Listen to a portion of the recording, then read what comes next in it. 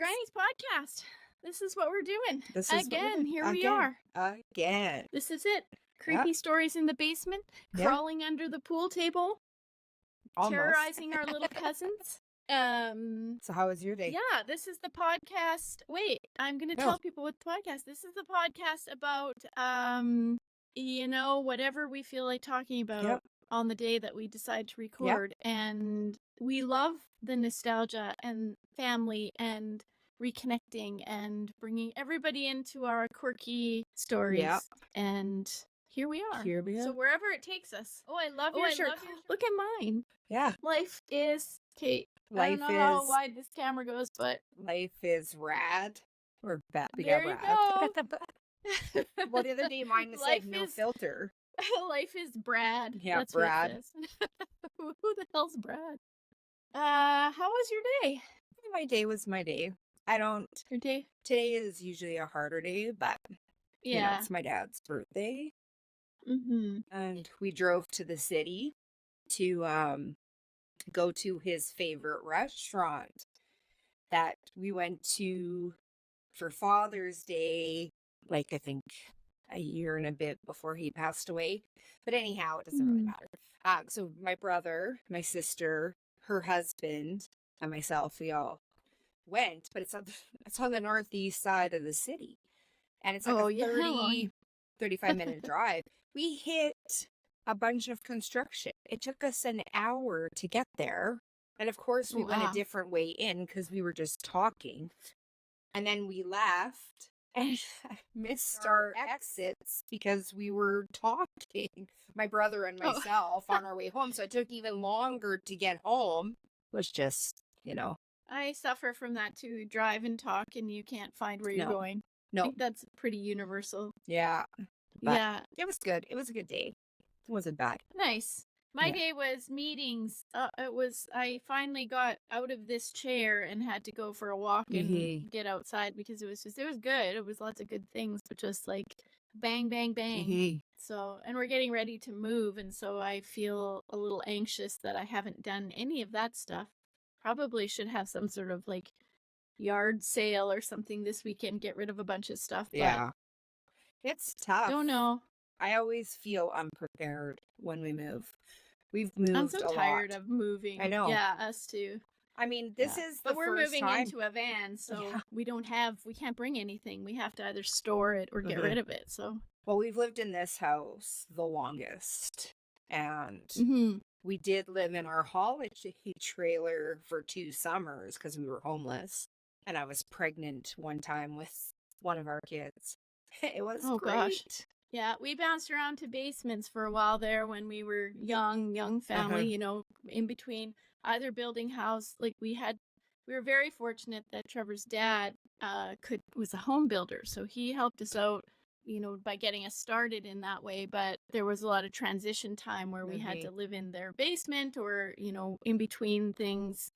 We kind of had to make do because sometimes we had a big family, you can't find somewhere to rent that's just short term. Yeah. So we were at the mercy of gracious family members and we did have a lot of people that, did do that for us, but it is tough going from place to place. Yeah.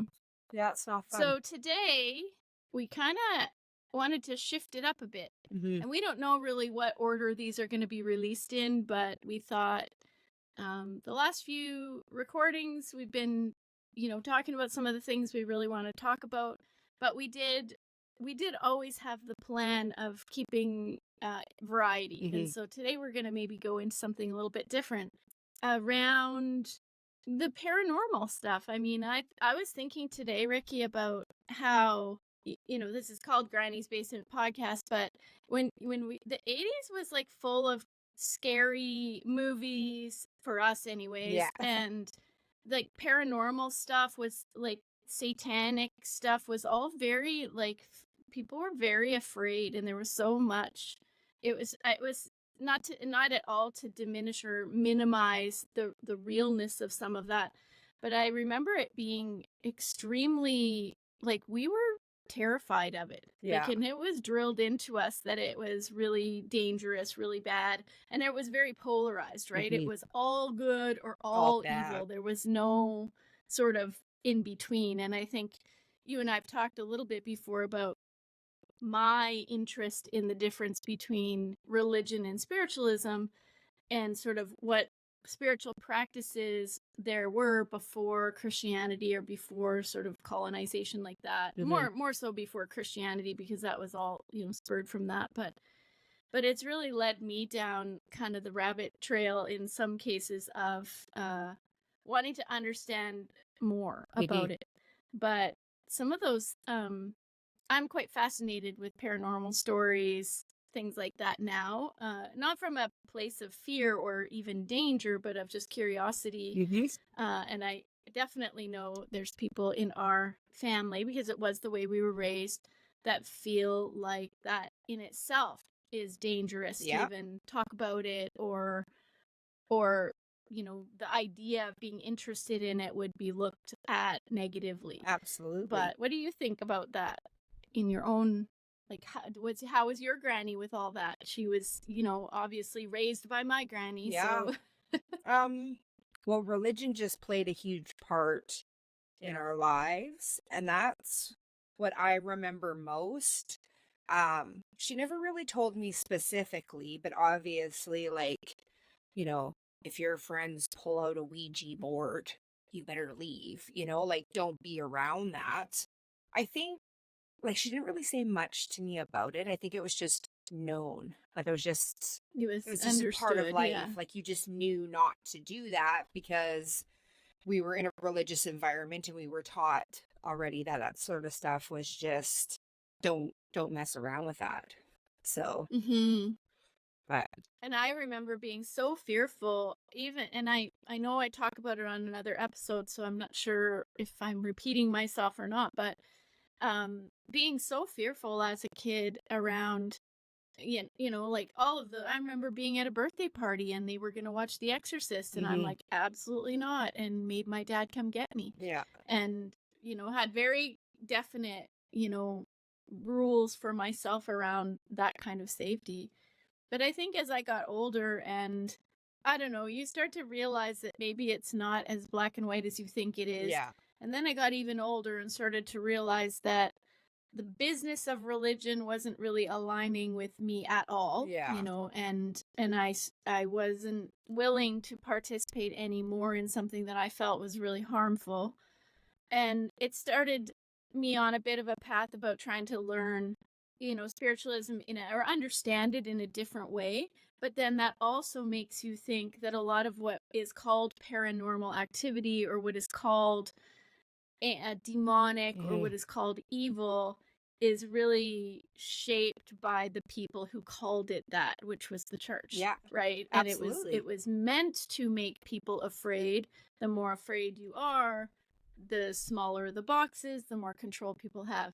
And again, I don't mean to say that it isn't dangerous. There definitely are things that I believe that, you have to be respectful of, So for me, doing an episode like this is not, it's fun. I mean, it's interesting. It's things that I think about and want to know more about. And so I'm going on a bit of a rabbit trail today, so I'm interested to get into this topic. Yeah, like, I definitely think that there is something out there. I do. Like,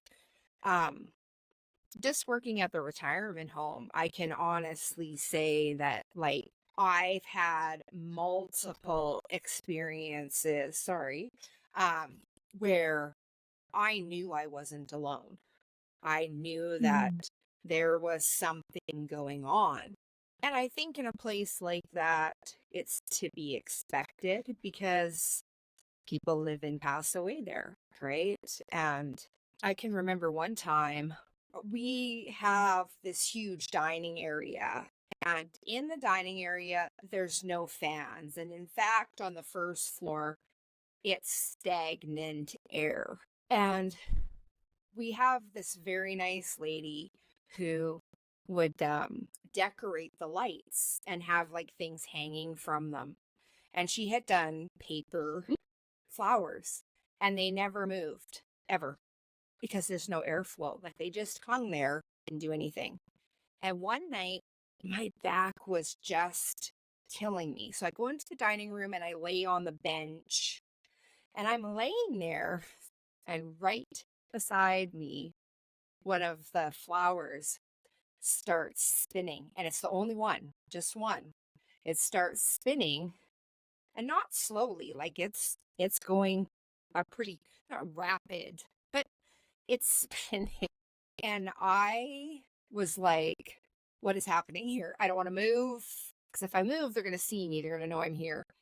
And it literally stopped and changed directions. Oh my gosh.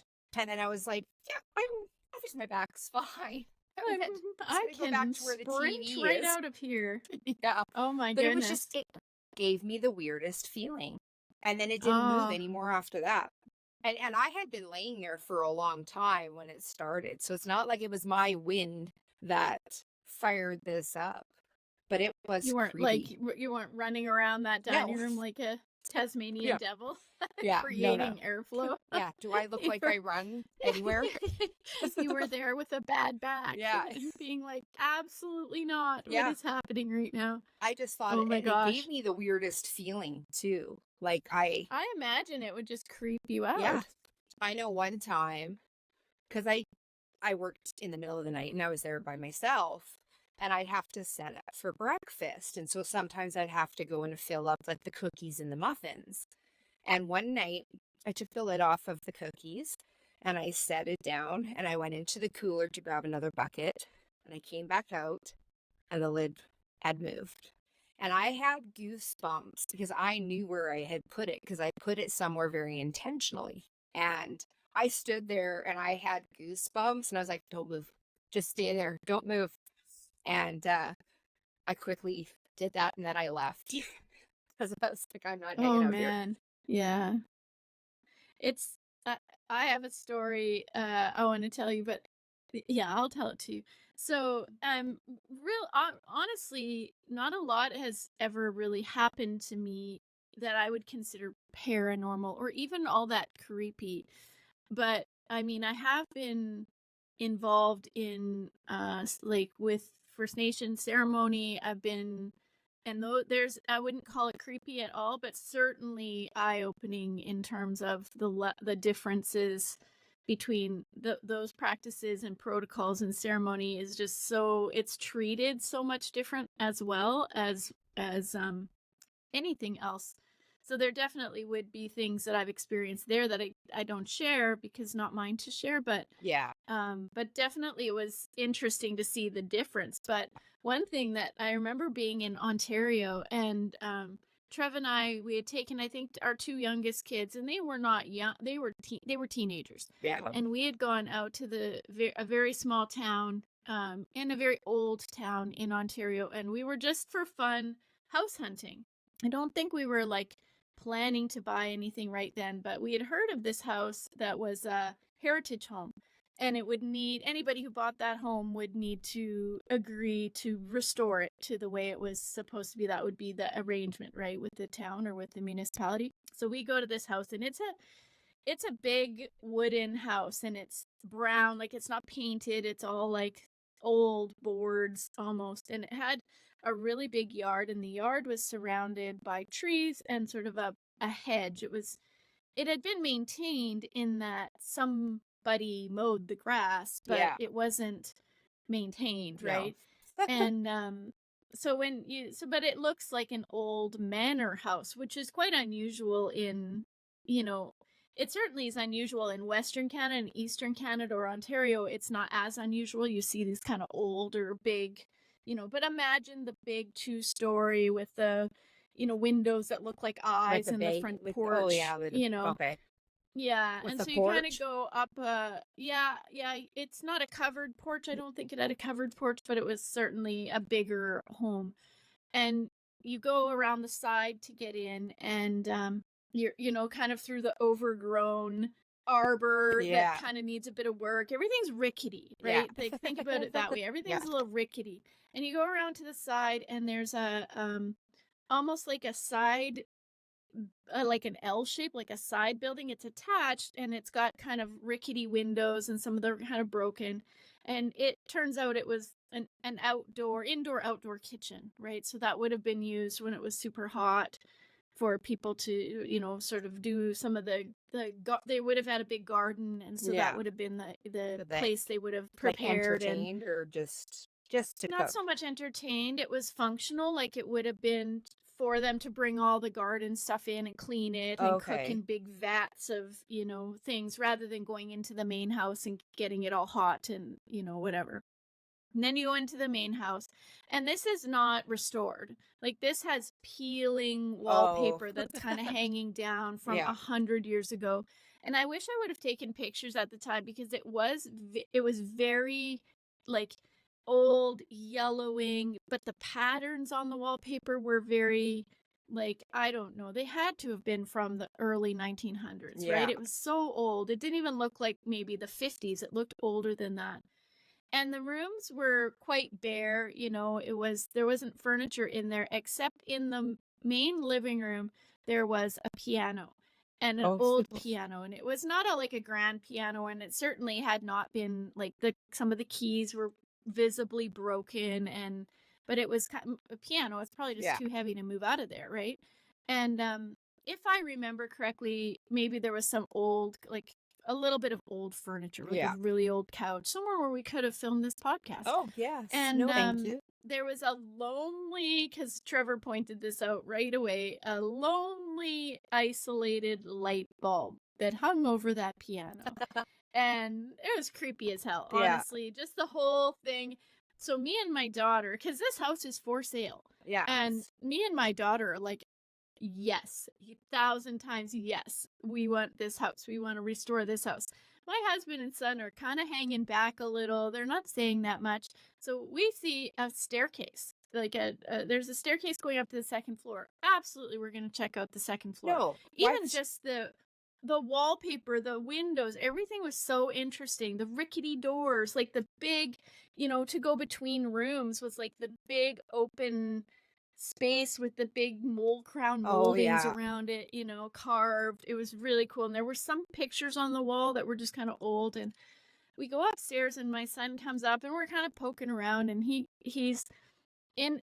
opens this like little door in the hallway, and it leads into just the teeniest little bathroom. All it has is a toilet and this little tiny sink, and I think it was pink, the toilet, and it was pink. It was so old. He goes in there just for fun, because he's 16 and lanky, and Yeah. kind of sits on the toilet, and he's looking around. His knees are literally at the wall in front of him, and it's because it's so small. And then he's looking at it, and he says, "Mom," and I said, "What?" And he stands up, and he goes like this, because there's a little door cut out in the bathroom in front of where you're sitting on the toilet. There's a little door. It was probably only 3 feet tall, because when you're No. sitting on it, it was the only way you could notice it is because there was like a cutout in the wallpaper, and it was like this weird shape. Yeah. And we opened that door, and there was a staircase going down into a dirt, but this is on the second floor. Yeah, no. And so this staircase is going all the way down. And we did go part way down the staircase, and then we chickened out. But because it was just looked like a big dirt basement. There was no real light down there, anything.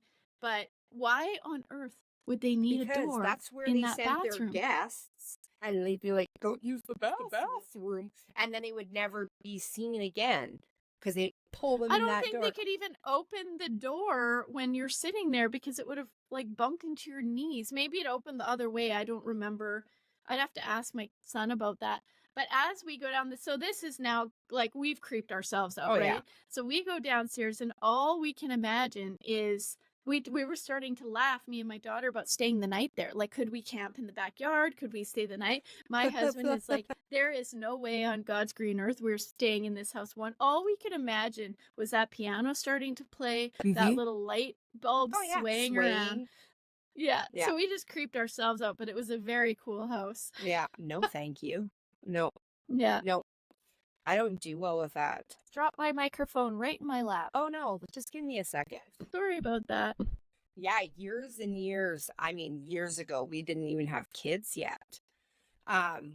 We lived with a really good friend of mine and her boyfriend. And one night, uh, they suggested that maybe we go check out this old farmhouse. And it's the middle of the night. And they're like, let's go do that. And I didn't want to, but of course I didn't want to be the loser that was like, let's not. And so anyhow, we get in our car, we drive out to this old house, and it's got bushes around it. Like there's no way to get to the house without going through the bushes. So we start we start going through the bushes, and we're like the Scooby-Doo line, like somebody's in front of each other, or this kind of like we're on our mission, right? Yeah. So we get through the bushes, and not 3 seconds later, I think we were like, yeah, no, we're good. It was it was like we came out, saw the creepiest thing, and we turned around, and we're all trying to like push each other because we don't want to be the last in the line, because that's who gets egged off first, right? So we're all and we're going through the bush, and it's not like a wide, like we're maneuvering, we're pushing each other. We finally get out, we run to the car, we get in the car, and we drive as fast as we can out of there. I'm sorry. Oh my gosh. But the feeling of the creep that gave me, I think lasted for days. And it's not like we really did anything, Like I think they maybe went into the house. I can't remember. But I know that it was so quick. Like we were not there. I don't know why we thought it was a good idea. And it definitely was like creepy. And I didn't like that. So, yeah. So when I so understand. So those houses around Saskatchewan, like the old farmhouses in Alberta, Saskatchewan, like just for context for anybody, all of our cousins who are watching this, they'll know completely. Yeah. They know what we're talking about. They've all done it. They've all gone to that creepy abandoned house. But you can go for 50 miles and all of a sudden you'll look in the distance, in the middle of a wheat field will be a big old house. Yeah. And there's nobody living in it. No. And so there was one time when we were living, we had our oldest daughter had it when she was 18, she had an exchange student come from Scotland. Mm-hmm. And she wasn't an exchange student, she was just visiting, but they had both been in a youth theater together in Scotland, and then our daughter had made a good friend and she had come over to visit us. Now this young woman was she's gonna watch this because we're still in contact, so yeah. I want to remember to get this right. But she was, as far as I understand, she was a city girl. Like she didn't really do, and that's a lot of people in the cities in the UK at least, that I met. They're not necessarily all very, they didn't grow up the same way we grew up. They grew up, they have street smarts, we didn't necessarily have street smarts when we grew up. But she had come, and we were of course going to take her from Calgary to Christopher Lake, where my mom was, because we had that beautiful acreage out in the middle of forest. Beautiful. And we really wanted to show her as much of Kira's, stomping grounds and childhood as we could, because they were like really good friends. And so off we go, we do the drive, we go, it's beautiful. She's pretty amazed, I think, at the wide open spaces, because truly it's quite magical. Mm-hmm. If you haven't seen it, or if you've been away from it for a long time. I've been away from Saskatchewan for a long time, and I have a lot of nostalgia for it. Oh yeah. I feel very free, and I love the open space. But anyways, I digress. So we go and decide that on the way back, we're going to take the country roads, the long way home, because we really want her to see all the canola fields. I think it must have been like August, like it was deep into the harvest time. It was just pretty magical. And we see that kind of farmhouse in the distance. And Kira our oldest, is very adventurous, and she loves to be spooked and scared. And so we decide we're going to go. And Hannah, I love it when she tells this story, this girl, because she has just a very interesting flavor. Her recollection of it is very different than my recollection of it. Because she thought we were crazy, and she thought, I met up with her last year when I was out in Scotland, and she was remembering this story and telling me from her perspective, because we just think it's kind of fun, Yeah. and we are much more used to doing those kinds of things than she was. So for us, it was still creepy, but it wasn't abnormal. She thought we were going to murder her. Like, Oh, she was pretty sure that we're taking this, like, this Scottish girl's never going to be heard from again. That's what she was yeah. worried. And so we creep up to this farmhouse, and we even have pictures of us walking up to it somewhere. And we get to this house, and there is bushes around the house itself, right? Kind of because it's overgrown, right? Mhm. And we get close, and we're hearing something as we're getting a little closer, and we're like, okay. All of a sudden, from the shade of one of the bushes beside the house, a giant stag stands up. Oh, wow. It was like laying in the cool part Yeah. of this yard, right? And it was beautiful, and but this young woman, like, she'd never seen anything like that, because it's just not the same Yeah. in Scotland, right? And so this already is now, she's like, what is going on? So we get closer to the house, and we're looking in broken windows, open doors. There is like junk all over the floor in the house. There's hole in the floor in the house. And so I did say they couldn't go in, because I was worried that the floor would collapse, right? Yeah. And I'm not taking Well, chances with nobody someone wants else's that. kid, that's for sure. Yeah, of course. So we just like went around and looked in the broken like windows, but there was like broken old dolls on the floor and stuff like that. And I actually, both my daughter and I've said, well, we wish we would have at least, gone in a little bit to take something, or to see a little closer something, until we started hearing something in the house. Yeah, no. And it Nope. was probably just like a raccoon or something, but it sounded big enough to be like a bear or something. Yeah. It probably would not have been a bear where it was, but that was enough for us to be like, yeah, okay, we're done. We're outta here? We got to go. Yeah. And it's like the perfect time of day too, because the sun is just starting to set. If you stay too long, it's gonna be dark, and Yeah. then my imagination starts to go, and I'm like, Right? yeah, I think let's get back to our little minivan and get on our Yeah. way to the closest McDonald's, right? Right. Some sort of normal. I know. I Yeah. don't like that. Like, this isn't so much like, this story isn't so much like paranormal or like, I don't know, maybe it was, but it sure speaks a lot about your mind playing tricks on you. Rob and I had just started dating, and his mom lived out in the country, and she had a beautiful little tiny acreage, but the yard was completely lined with trees. And we decided to go up to her place to visit. And both his brothers were there. So it was like the rooms in the trailer were taken up.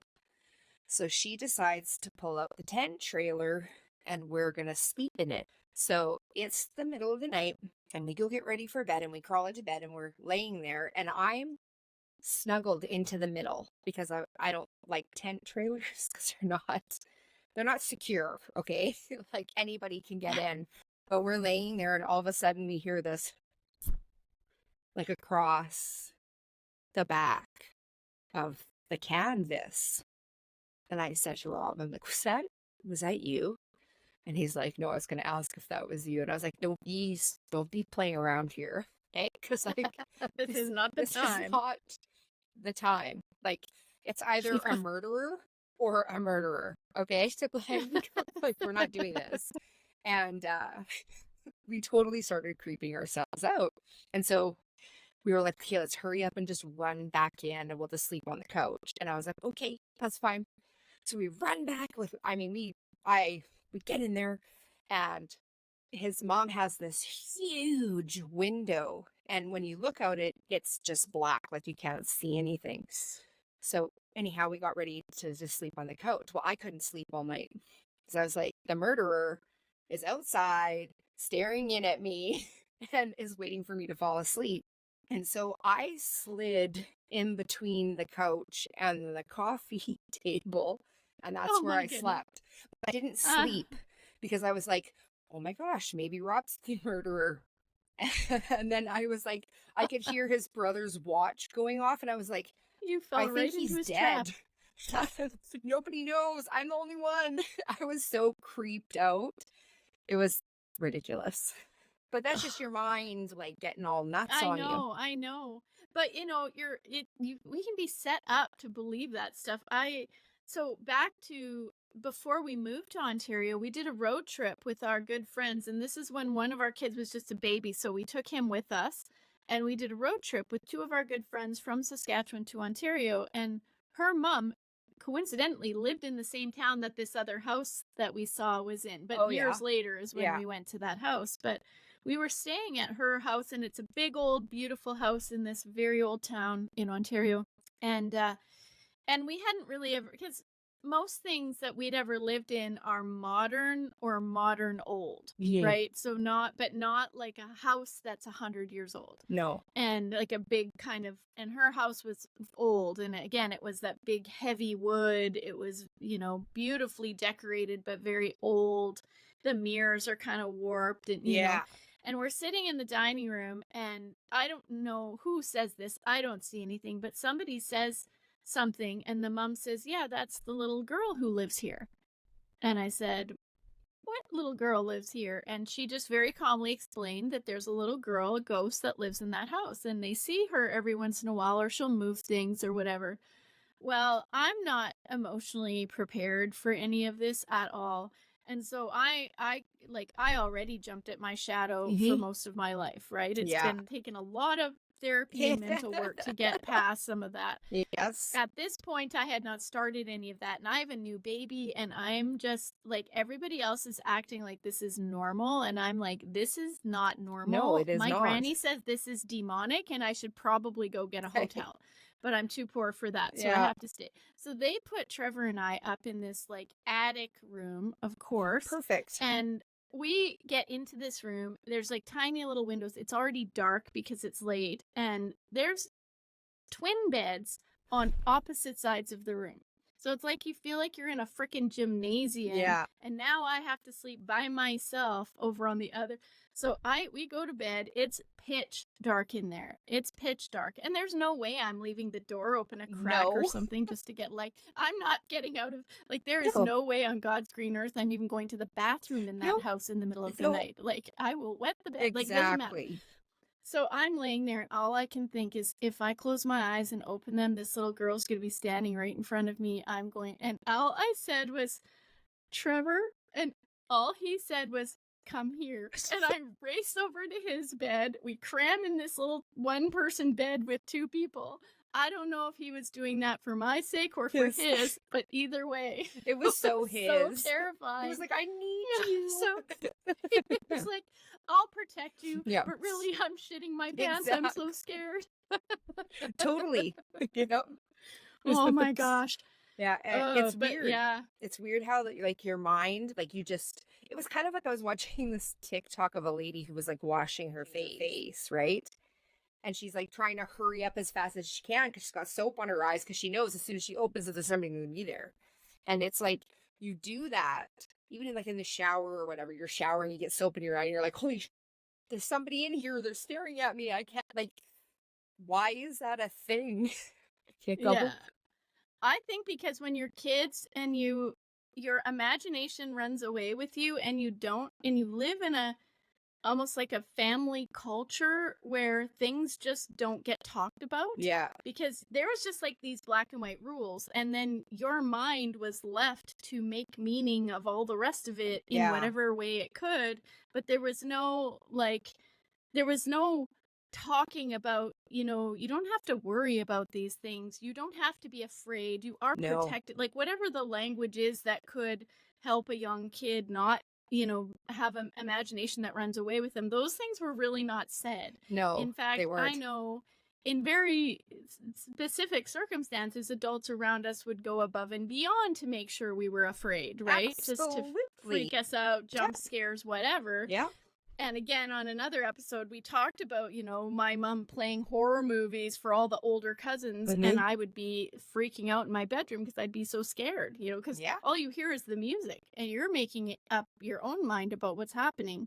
Yeah, I know. But but as an adult, I was so terrified of even looking in a mirror at night, what would be looking back at me. And I had to literally train myself to not do that anymore. And it was very intentional. I stopped it took time, but I really learned to not be afraid and Yeah. not let my imagination get the better of me. Because that was debilitating for me for a long time. Sometimes, like, I mean, most of the time I'm fine, but I find that, like, just in certain situations, it's like I can really switch it on. And then, like all of a sudden you're like, oh my goodness, what did I just do? I'm so Yeah. terrified, you know, and it's not I a fun cannot feeling. afford to switch it on. No, Yeah. because yeah, it's immobilizing. For Mhm. me I could spiral pretty fast if I let myself go Yeah. there. I know it's Yeah. strange. It's strange how something I think like just so simple. It starts off simple. It can just your mind can just run away with it. Totally. Yeah. Yeah. Like, Do you have any more stories? Like I have something I want to read and share, but I okay. don't want to do it till the end.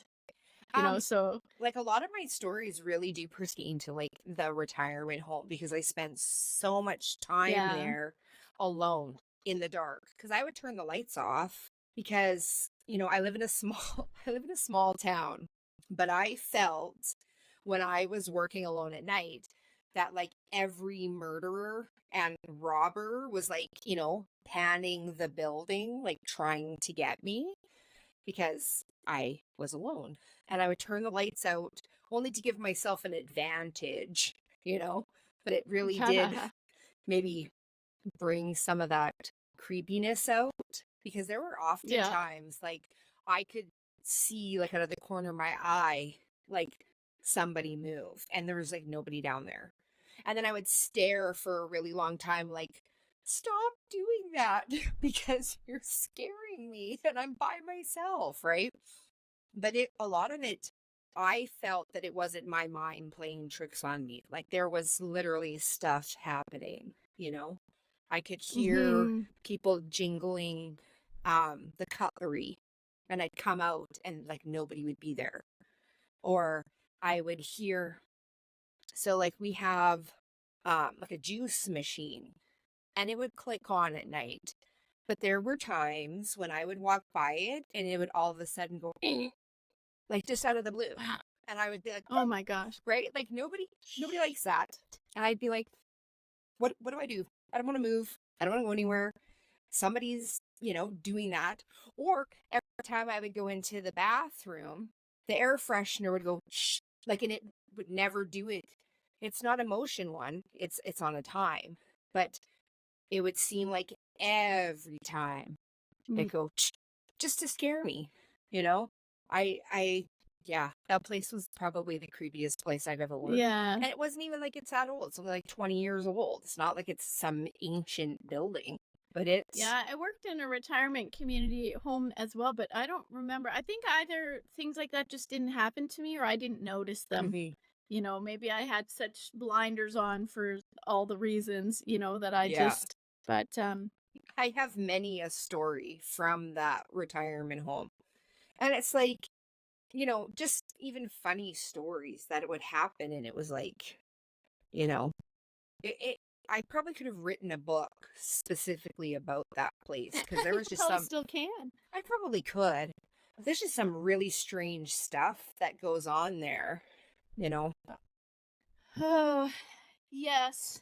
I didn't have anything like that really happen, but I think I guess I trained myself so much to not probably to not even notice if stuff like Mhm. that was happening. Things are changing now in some of those ways. Not that I see things really Mhm. right now, um but like I say, I've kind of been working on some of that stuff in what I think is a healthy way and a deeper understanding and deeper respect for it because Mhm.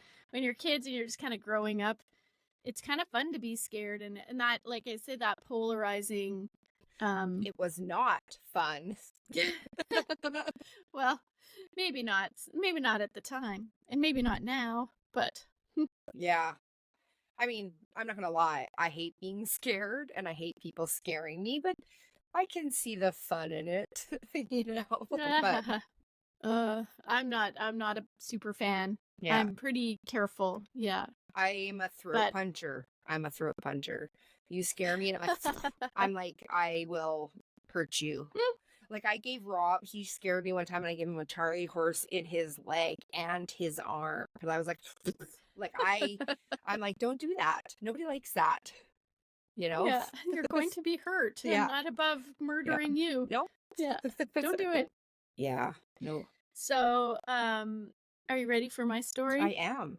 So, I'm gonna have to read it. So I'll be looking at a weird spot because I got to read it. Because I want to get it right. Yeah. But I am gonna set it up just a tiny bit because I've been to Scotland a couple times, and my brother has lived there for many years, and we visited him, and I visited a couple times, and I was there. I think it was last year, maybe 18 months ago. I'm not sure, but I was there for a while, and my brother and I decided to go on a bus tour to Skye, and it's going through Inverness, Loch Ness, some of the sites, right? Yeah. The touristy sites. And as we're going through, the bus driver, it's just one of those small kind of tour buses, and there's about 15 people. It was really great. Like the tour guide knew a lot, and he's telling us about everything, and it was really, you could kind of just sit back and learn. And as we're going through through Loch Ness, he starts talking about a house called the Boleskine House. I think Okay. I'm pronouncing that right. I'll just say right off the top, I'm probably not going to pronounce everything right, but I'll try. And basically, he's talking about how this house is known as a satanic ritual home, that it had been built way back when. It was bought by somebody who was a very known occultist, a satanic person, who had bought the house for its very specific way the house was positioned on the land, where the doors faced. It was important to him that it had to meet certain criteria, and I'll read more about this to you in a second, but this is just what I'm remembering Sandy, the tour guide, told us. And that he conducted satanic rituals there, and that there was unexplained fires that happened there. But essentially, this man's goal was to do a certain type of ritual and ceremony that would open a portal to hell. That was this particular place in Scotland was on ley lines or something like that. It was perfectly positioned for that to be the case through a certain type of ritual and ceremony. And yeah, so that's super cool. And great. yeah, good job, buddy. Yeah, that's like hashtag life goals. I know, like you were determined. Yeah, couldn't you just take up knitting? Anyways, so this is what his goal was, and for some reason or other, he did not stay, and he left, and eventually the house had been sold many times. And eventually it was sold to somebody in from Led Zeppelin. Okay, sorry, I knew it and then I just lost it. Sorry, it's I'm having a over 50 moment. So Jimmy Page bought this. He thought it would be a really good place to learn to play music, to chill, whatever, but he didn't actually stay there that much. He had somebody else stay there. And this is the story I heard through the Sandy on this tour, talking about how there was weird things that happened when this caretaker was there. And eventually he left because in the middle of the night, he opened his door, and coming down the hallway to him was a burning head that was being rolled like a bowling ball down the hallway. And then apparently that was enough for him. He didn't really need to know more. That was the kicker, though? Like that what got you to leave? Yeah, and then since then, this is what the guy told us. There'd been mysterious fires happening in that place, whether it's kids or like arson or accidental. But the theory is that from the occult version or the spiritualism side is that when Aleister Crowley left, he didn't undo the spell he had done, or whatever gateway he opened, he didn't close it. And so this place is cursed and haunted. And because of that, fires keep happening. And as recently as 2019, another big fire. And now it's been taken over by a group that are trying to restore it for like to restore it, but also to restore the history of it, but in a good way. They're not trying to promote occultism. They're trying to show, like, have this be restored as a heritage site, to be about healing and learning and music and art and all those things. And I actually just watched a YouTube documentary on one of the people who's part of this group, and then another I think the other person is a builder historian, but they all have a deep understanding of the history of the house. And I'll link those things in the show notes so people can go read up and watch that a little bit more. But they said, even when they're I won't get into that, because I just want to tell you what the tour guide told us, is that in the story around this with the new group that was buying it was that they were restoring it so that it could be a mecca for occultism to come and have their place again. And but the people in the YouTube that I just saw, and this was just made in January 2024, so very recently, they said they've really fought with people who are really afraid, and they have no intention of it being a sort of a negative it's a secular sort of mindset around, traditional practices and learning about art and having a heritage home be restored. And they said they've really had an uphill battle with people and their bias and fear around its history, the home's history. Well, I mean, considering that the history is that long and it's been negative, I could totally understand why. Yeah.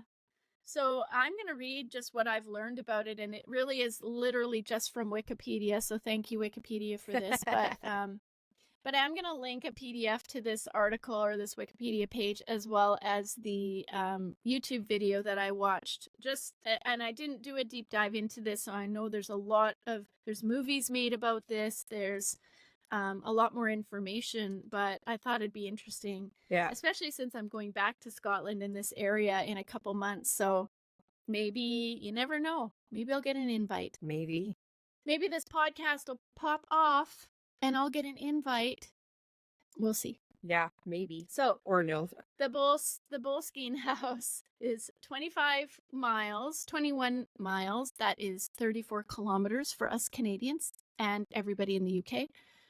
South of Inverness, on the opposite side of Loch Ness from Milfure, and halfway between the villages of Foyer and Infargigan.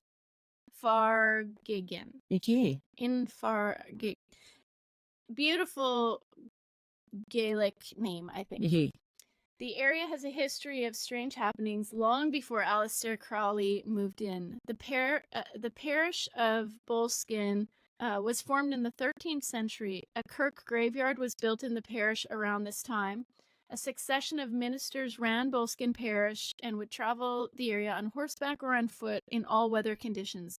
Minister Thomas Houston, 1648 to 1705, was said to have had the task of hastily laying animated corpses back into their graves after devious local wizard had raised the dead in the Boleskine graveyard. So this was something that the YouTube video talks about, that in the 1600s, this was a parish. This was had a graveyard, and it was a stopover point for ministers and pastors to come and rest. And it was like en route to somewhere else, and so it was quite busy in that way. But there was a story of a wizard that actually was there to do negative things and raised a bunch of dead in the Boleskine graveyard, and these ministers had to like rebury them. Now, whatever that means, right? I don't know. Yeah, Boleskine House was built on the site of the Kirk, which, according to the legend, caught fire during congregation and killed everyone inside. The house was constructed in 1760 by Colonel Archibald Fraser as a hunting lodge.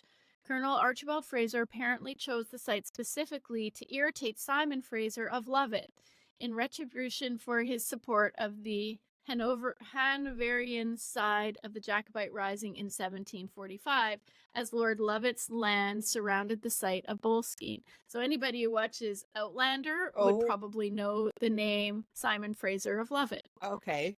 The original hunting lodge was expanded continuously by the Fraser family until 1830. All the rooms were situated on one floor, with 4 bedrooms, a kitchen, servant, and attic bedroom above the kitchen, lounge, drawing room, and library. So, Ricki, one thing is, if it's all on one floor, it would be accessible. Yeah. You know? That'd be great. There was even a tunnel that linked the house to the graveyard. Oh, that's definitely accessible. You know, for those really quick visits to the graveyard. That's perfect. You don't want to go outside in the rain. I mean, Scotland is notorious for being wet. Yes. Rainy. You know, you just use the you tunnel. You don't want to pull out the galoshes and the umbrella and like go through all that rigmarole. Yeah. Just go for a stroll.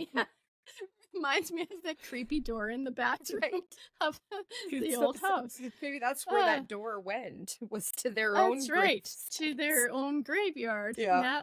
So anyways, yes, this house had, everything one could possibly want, from cradle to death. It was all right there. Yeah. Crowley purchased the Boleskine house from the Fraser family in 1899. The house at that time was known as the Manor of Boleskine, and Abertarf, after the name of the local parish. I'm sorry, I'm not pronouncing that correctly. Crowley believed the location was ideal to sequester himself to perform a series of operations known as the sacred magic of Abramlin, the mage, taken from a grimoire book called the Book of Abramelin. I'm going to learn how to say that. But do you know what a grimoire is? Have you heard of that before? No. Okay, so I can't see you, so if you're making facial expressions, I can't tell. I am. A grimoire is a book of, and I only know very basics, so somebody might know more, but a grimoire is generally a book that probably stays with the family, but it's witches, or it's in a nice way. A grimoire would be recipes, medicine, the book of family kind of spells or concoctions, but it is looked at as a sort of a witch or healer would have their spells in there, and grimoires are I think generally passed down in families. So if anybody has our Mennonite grimoire, please, I want to see it. Yes. I haven't heard that we've got one, but if we do, somebody pull it out, dust that puppy off, because we want to see it. Mm-hmm. And if anybody knows more about grimoires, and I might be wrong, so I don't know a lot about it, but it would be very interesting to know more about grimoires.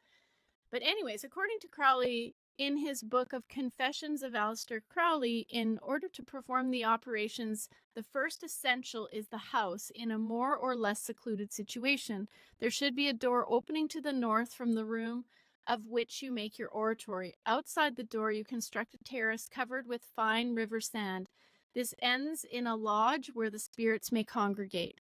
The purpose of this ritual is to invoke one's guardian angel. I think his idea of guardian angel might be very different than what we would think of as a guardian angel. I just have a quick question, because like you're reading a lot of this stuff that's like very negative. Where are these people coming from? And who's like, I want to buy this house and do evil stuff in it, and it just be a long line of people trying to do weird, creepy stuff in it? So, yeah, it's a really good question. And I think just from my basic research, there's some weirdos out there. Yes, but like, this do weird crazy. Things. Look at the timeline. So, I know. So even like as far back as they can remember, this house has had a very rich history around this type of work. Mm-hmm. And I know and I can't remember if it's in this article or if I saw it somewhere else, but he was also part of other organizations. You've heard of organizations like the Illuminati or different organizations that are said to be about power and evil and ritual and whatever. And I think he was part of some of that as well. Okay. Yeah, so maybe it will go into it. It requires 6 months of this. So this ceremony that he was going to conduct, or this operation, as he calls it, requires at least 6 months of preparation, which includes celibacy and abstinence from alcohol. However, it also includes summoning of 12 kings and dukes of hell to bind them and remove their negative influences from the magician's life. Okay. While Crowley was in the process of performing the lengthy ritual, he was called to Paris by the leader of the Order of the Golden Dawn. According to legend, he never banished the demons he had summoned, leading to strange happenings occurring in and around Boleskine House. So I don't know anything about the Golden Dawn. We could do a little research around that for another episode, but that was for some reason, the leader calling him from the Golden Dawn was important enough for him to actually leave his work undone. Yeah. I mean, and so he was summoning the 12 kings and the dukes of hell to bind them and remove their negative influences from the magician's life. It all sounds very interesting. Like, I'm not gonna lie. Like, the history behind this place sounds very interesting. Like, I'll joke around about, the creepiness of it and all that stuff, but it is interesting.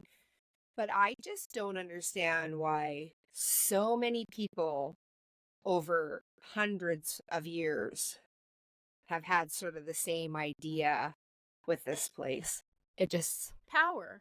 I mean, of any, if you go look at anybody who follows these sort of deep, why was he trying to summon the 12 kings and the dukes of hell and then bind them? That's power, right? Yeah. It's some sort of, you're trying to make yourself.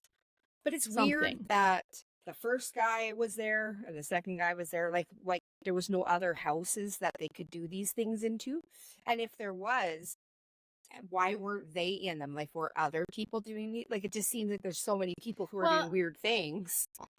Truly. And I guess you got to wonder if, if the legend, because I guess in those days, a lot of it, sorry, I'm just trying to pull my line down. A lot of it wouldn't be necessarily written down. It would be folklore. So if the folklore, or even if there was some sort of documentation that in the 1600s there was some wizard there, then that would stay with it as local folklore, right? Local mythology. So it could just continue that this place is a place for this kind of thing, right? So whether it actually is or not, somewhere, and I'm not sure if it's in this document, it talks about that particular part of Inverness or Loch Ness has some, there's, I'm not going to get this all right, people will correct me, but there is where land is and where there's intersectionality of like ley lines and things like that,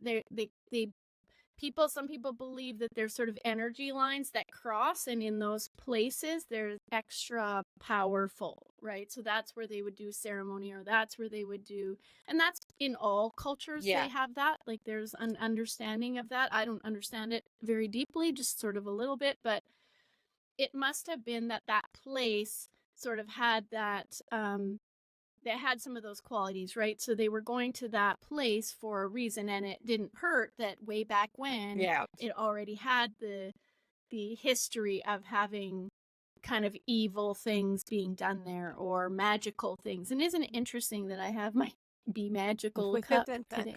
Yeah, I don't know.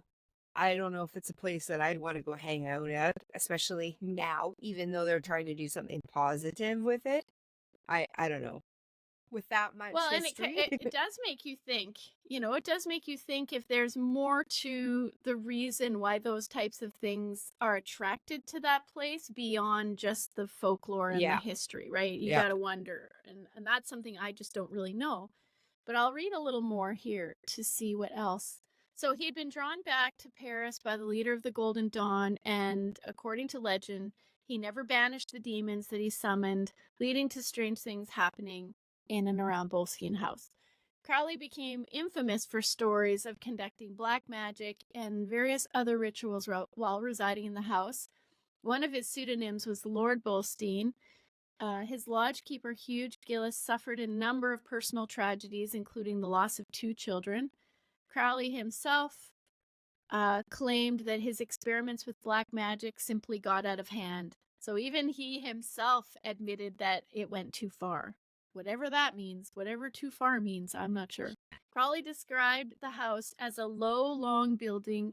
I set apart the southwestern half for my work. The largest room has a bow window, and here I made my door and constructed the terrace and the lodge. Inside the room, I set up my oratory proper. This was a wooden structure lined in part with big mirrors which I brought from London. He left the property in 1913, moving to a modest cottage for some time in Denny Lonehead near Falkirk. After the Second World War, the house was owned by Major Edward Grant. On November 9th, 1960, it was reported that Major Grant had committed suicide in the Crowleys' bedroom with a shotgun. After this, a newly married couple moved into the house. The wife was blind, and after a month, the man walked out, leaving the woman wandering around, unable to see. Oh, what a prince. What a chivalrous gentleman. That's nice. Jeez. Yeah. That's nice. That's a quality man. Leave your blind wife around, after a month in the hallways of a haunted house that has, hell portals in it. Oh yeah. In 1969, Kenneth Anger, his name is Kenneth Anger, an experimental filmmaker with an interest in the occult, learned that the house was on the market and rented it for a few months. When Jimmy Page heard about this, he bought the house in 1970. Jimmy Page was a collector of Crowley memorabilia who had read a lot about Crowley and was fascinated by his ideas. At the time Page bought the house, it was in a state of decay, and he felt it would be a good atmosphere to write songs. So, back up. So, Jimmy Page, just so everyone knows, is the producer and guitarist for Led Zeppelin. Yeah. Now I know. Yeah. Yeah. So he thought it'd be kind of cool to write songs in this place. Nice little, out of the way, up in the highlands, overlooking Loch Ness, the lake with Loch Ness Monster, just for those of you who might not know. He wanted to, maybe he felt like he'd be inspired in this sort of satanic ritual home, but whatever. Quintessential, beautiful, landscape in the highlands. That's what he thought he was getting. I'm sure there was other beautiful places that you could get. If you're Jimmy Page, you would think that maybe there would be, but I guess he was fascinated by Boleskine and wanted to live where he had lived. So cool. However, after arranging for the house to be restored, he spent a little time at Boleskine, but left things in the care of his friend, Malcolm Dent. So when asked why he was chosen, Dent explained, Jimmy Page caught me at a time in my life where I wasn't doing so great, doing a great deal, and he asked me if I would come up and run the place. I never did establish why he fixed on me. When Dent moved into the house, it was a wreck. It had been more or less abandoned. There had been at least one fire there, and parts of the building were missing and had been badly patched up. The grounds which at one time had been very nicely laid out were gone to hell. Although Dent was a skeptic of the paranormal, he soon started to experience strange occurrences. After a few weeks, he heard strange rumblings from the hallway, which stopped when he investigated, but resumed after he closed the bedroom door. After researching the house, he discovered the rumbling in the hall was supposedly the head of Lord Lovett, even though he was executed in London. Perfect. Dent explains, above Boleskine, there is a place called Eerie, which is supposed to be the geographical center in the Highlands. Boleskine was the nearest consecrated ground to Eerie, and this is thought to be his soul or the part of it that ended here. So I guess that's what, that sort of, we were talking about the energy or the, the center of the Highlands or the center of Scotland, and that's where the ground was consecrated. Whatever. Okay. Dent also experienced the most terrifying night of my life, he said at Boleskine. He woke up one night to hear what sounded like a wild animal snorting and banging outside his bedroom door. It went on for some time, and it did not, and it was not until morning that Dent dared open the door, and there was nothing there. Dent added that whatever was there was pure evil. Another friend who stayed at Boleskine awoke one night claiming she was attacked by some kind of devil. Other occurrences, such as chairs switching places, doors slamming open and closed for no reason, and carpets and rugs rolling up inexplicably, failed to deter Dent from staying. Dent met his wife at Boleskine and raised his family there. That's some little weird side note. I don't know. Okay, Wikipedia. Yeah. Nice little place for, mini Ginny, Jimmy, and Millie to run around on the yard. Stay out of the graveyard. Homestead. No. Although Jimmy Page never spent a great length of time there, he did everything he could to return the house to how it looked during Crowley's ownership. For example, he commissioned an artist, Charles Pace, to paint some Crowley-esque murals on the wall. These were based on the murals in Crowley's Abbey of Thelma in Sicily, discovered by Kenneth Anger in 1955. So I'm interested to go look at what the artwork was, because I'm sure there's pictures of it. And then it goes on. The house was put up on the market for £250,000 in 1991, and it was purchased by Ronald and Annette McGilvray in 1992. According to Mrs. McGilvray, when they bought the house, it was in a very bad state. They spent a lot of money stripping it back to the bare walls and re-roofing it. It had 4 bedrooms, 4 bathrooms, a huge drawing room, dining room, library, and various other rooms. Although they didn't seem to mention the tunnel to the graveyard. Did it disappear? And the house was then converted into a hotel. Oh. Ronald McGilvray died in 2002. He was said to hate any reference to the house's dark past when it was home to Crowley. When asked whether she experienced any mysterious occurrences at Boleskine House, his wife states that she experienced absolutely nothing. I'm a non-believer and didn't listen to all that rubbish. We had a great time there. Following Robert McGilvray's death, Boleskine House was put up for sale again. The new Dutch owners converted the house back into a private residence and used it as a holiday home. In 2009, the 1.9-acre plot on the former estate was put on the market for £176,000 and plans to build a 3-bedroom log house. The sale included 140 feet of the foreshore on Loch Ness. At approximately 1:40 p.m. on December 23rd, 1915, a motorist reported flames and smoke coming from the Boleskine House. When fire crews attended, it is estimated that up to 60% of the building had already been incinerated, the flames rising at up to 20 feet high. The firefighters concentrated on the west wing of the house, as the rest of the building had been severely damaged. The owner's business partner and daughter had gone shopping and returned to find the house ablaze. The fire was thought to have been started in the kitchen. However, nobody was believed to be in the house at the time, and there were no casualties. The interior of the house was almost totally destroyed by the fires. Part of the roof and the outer walls survived, but the former owner, Mrs. McGilvray, has said that since the extent of the damage is so bad, it's unlikely to ever be rebuilt unless there's someone out there with an interest in the occult wanting to spend a lot of money. The ruins and 22 acres of the land were put on market for £500,000 in April of 2019. They are now owned by the Boleskine House Foundation, which will restore the house and gardens to their original form and open the estate to the public. A further fire was started on the 31st of July 2019 in 2 buildings on the estate at the same time in a suspected arson. The police are currently appealing the public for any information, so I guess they haven't caught the arsonist. Funny how that works. And the fire destroyed the remainder of what was left inside the Boleskine house. And in December 2019, work was done to clear the fire-damaged material and prepare for building a new roof. The Boleskine Foundation has announced plans to open the house to the public in 2025. The final cost of the Boleskine House restoration is expected to be £1 to £1.5 million.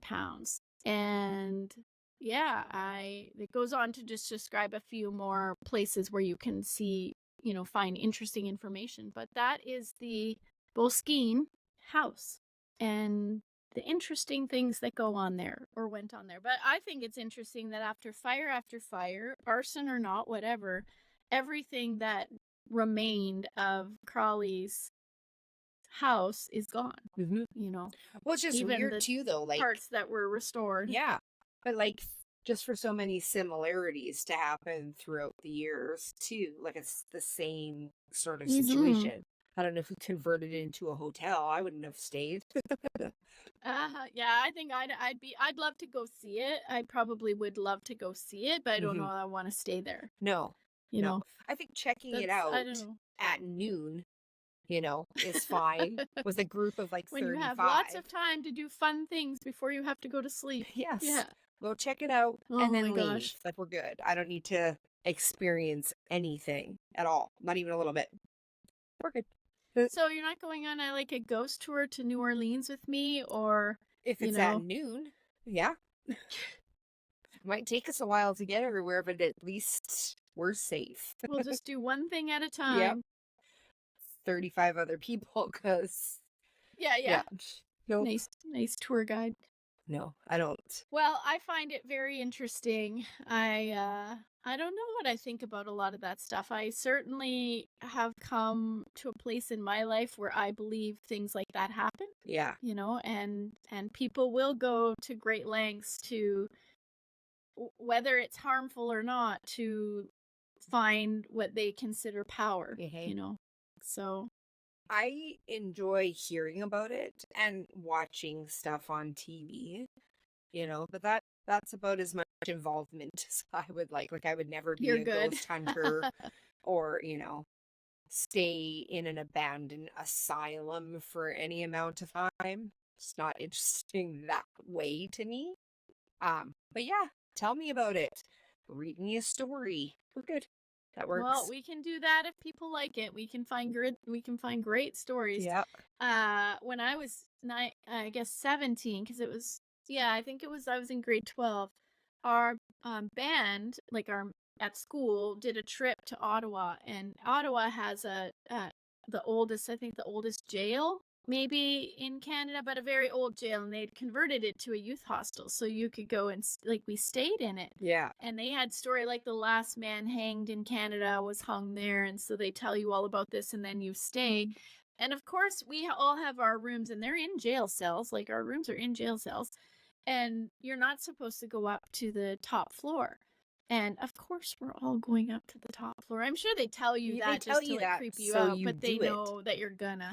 But when we go up to the top floor, they have all the cells are in there, and the cell doors are open, but they're the big old cell, like heavy iron bar, and then on each end of the hallway is another door, like that closes and locks, like cell doors. So you could be trapped in with all these cells. And so we're all up there, we're creeping up there because we think we're not supposed to be.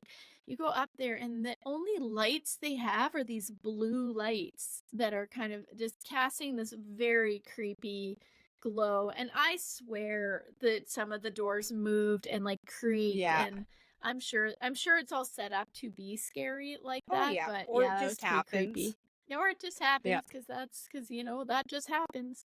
Yeah, Anyways, I think that's what I know for today. Yeah, I think me staying at the retirement home with ghosts was enough for me. That was just these nice little old ghosts. You don't want to see anything demonic. You're just happy with the little paper mache flower spinning around. That's enough. That one I really can't explain. I really think that one was crazy. I think that's fair enough. I think I like I say, I've never really experienced anything that I would consider super. I've been scared, but not from an experience specifically. So I can't even say that I know what you feel like. So I'd probably be scared too. I'm just happy to read the stories. That's enough. Yeah. Not actually have it happen to you. That's right. Yeah. Well, should we sign off? Tell people, let us know if you want more stories like this or you want something else. Absolutely. Maybe we'll send Ricki on a ghost tour and film it and see what happens. I think I'm good. She's good. You know, nobody needs to ask or recommend that. We're good. We're not there yet. No. We got to ease her into it. I don't want to either, so we'll just talk about it from the safe side of our computers. Yeah, yeah, absolutely. Works for me. Awesome. Well, thank you, everybody. As they say, rate, review, subscribe, share this with somebody who might want to be one of our cousins in Granny's basement. Yeah, thanks for joining us. Have a good All night right. or good day. I always say that. Good night, good day. Yeah. Good afternoon. Good noon. Yeah, good noon. Goodbye. Goodbye.